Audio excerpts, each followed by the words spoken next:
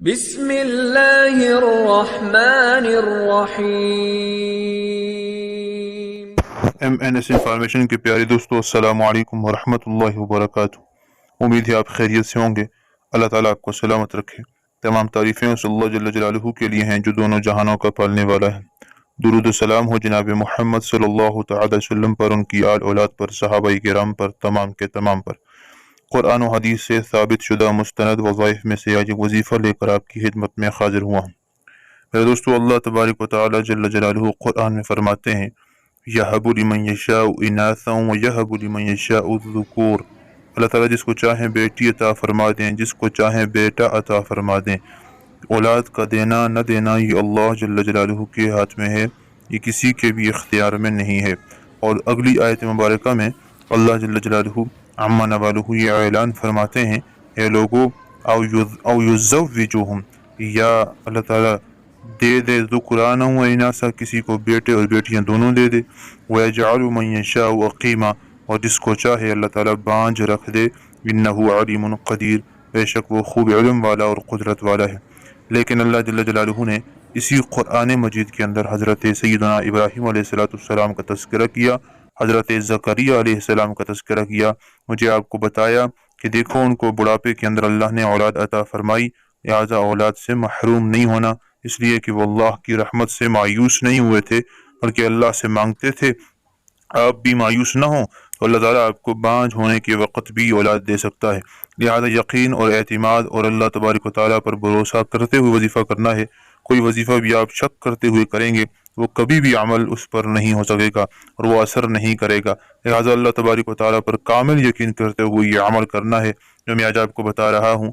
اگر آج سے 100 بار یہ عمل آپ لوگ کر لیں، 90 دن نہیں گزریں گے کہ انشاءاللہ بانجھ عورت کو بھی اللہ تبارک و تعالیٰ اولاد کی امید لگوا دیں گے۔ طبی رکاوٹ ہو، میڈیکل کے طور پر ہو یا روحانی ہو، انشاءاللہ جل جلالہ اللہ تعالیٰ اولاد کی نعمت سے نواز دیں گے۔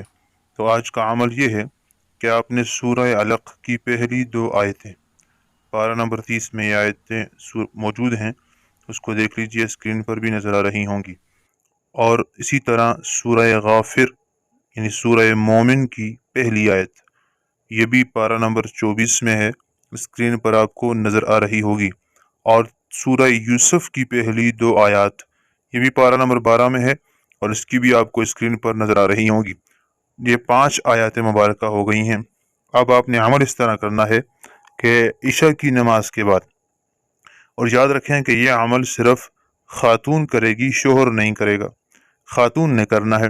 عشاء کی نماز کے بعد کسی سے بات نہیں کرنی، وہیں پر مصلی پر بیٹھ کر اپنے پاس پانی کا ایک گلاس پہلے سے رکھ لیجیے، اور پھر نماز ختم کرنے کے بعد 100 مرتبہ آپ نے جو ہے اس 5 آیتوں کو پڑھنا ہے، یعنی پہلے 11 مرتبہ درود ابراہیمی پڑھنا ہے، پھر ان 5 آیتوں کو 1 مرتبہ پڑھیں گے تو 1 شمار ہوگا، یعنی ملا کے 5 کو پڑھنا ہے، اور اس طرح 100 مرتبہ یہ آیات پڑھ لینی ہے۔ آپ کو اسکرین پر بھی نظر آ رہی ہوں گی، ملا کر بھی ہم نے لکھ دی ہیں، تو اس طرح آپ نے پڑھ لینا ہے۔ اور آخر میں پھر 11 مرتبہ درود شریف پڑھ لینا ہے، اور پھر اس پانی پر دم کر دیں، اور کسی سے بات نہ کریں، بات سے پہلے یہ عمل آپ نے کرنا ہے۔ اب گلاس پانی پر دم کر کے آدھا گلاس اپنے شوہر کو دے دیں، وہ پی لے، اور اس کے بعد جو پانی بچ جائے وہ عورت پی لے۔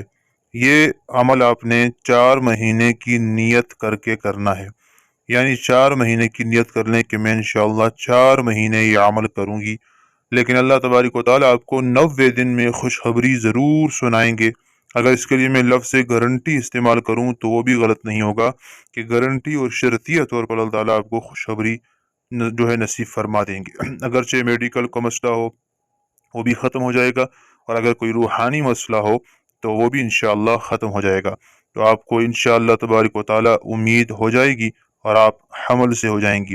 اب اگر حمل سے ہو جائیں ان دنوں کے اندر، تو پھر آپ نے اگلا عمل حمل کی حفاظت کے لیے کرنا ہے، تاکہ جو حمل ہوا ہے اس کو نقصان نہ پہنچے۔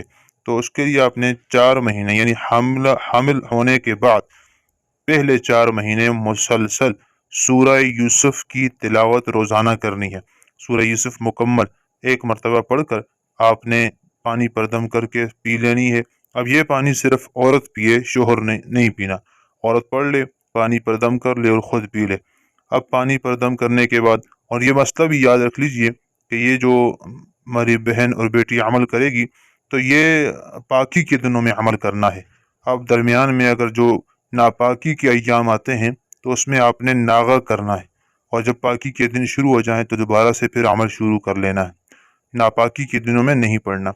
और तीसरा काम ये करना है, जब हमल ठहर जाए तो फिर आपने उसका नाम मुहम्मद तजवीज़ करना है, यानी जो हमल है दुआ फरमाए अल्लाह ताला हम इसका नाम मुहम्मद रखते हैं। इंशाअल्लाह तबारक व तआला मुजर्रब तरीन अमल है, अल्लाह ताला नरीना औलाद से नवाजेंगे। और फिर जब बच्चा पैदा हो जाए तो मुहम्मद नाम के साथ जोड़कर आप कोई नाम भी रख सकते हैं। मुहम्मद को साथ मिलाते हुए आप अपनी मर्ज़ी का नाम लिख लीजिए, और ये मुजर्रब अमल ख़ुद भी कीजिए यकीन के साथ, और जिनकी औलाद नहीं उन तक ज़रूर पहुँचाइए, अपना फ़र्ज़ समझ कर पहुँचाइए, ताकि जेल आमिरीन से सारे बच सकें, अपना वक़्त, पैसा और इज़्ज़त बचा सकें, और कुरान और हदीस से अपना इलाज खुद कर सकें। जज़ाकल्लाह। इसी तरह की इस्लामी मालूमात की वीडियो के लिए चैनल को सब्सक्राइब करें, वीडियो को शेयर करें। अस्सलामु अलैकुम व रहमतुल्लाह।